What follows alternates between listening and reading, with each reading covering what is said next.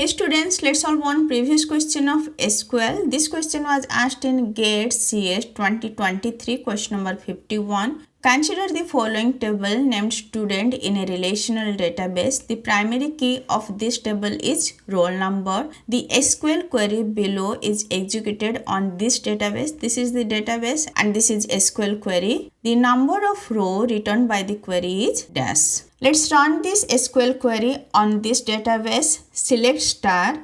It will give all the attribute as attribute is not specified. Star means all attribute from student where gender equals to F and mark greater than 65. This is male, so no. Now gender is female and mark is greater than 65. 70 is greater than 65. Hence first row it will give as 2 alia F 70. Next gender is female, yes. Mark 80 is greater than 65, yes. So next row will be 3 alia F 80.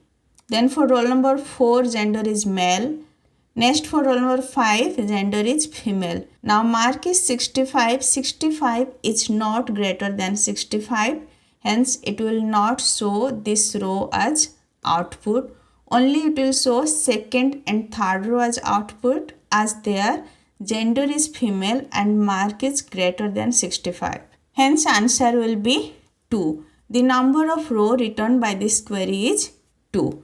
Just these 2 rows. It is simple, just we need to run this SQL query on the database and we will get the number of rows. If this lecture is helpful for you, please like, share and subscribe. Thank you. Bye-bye.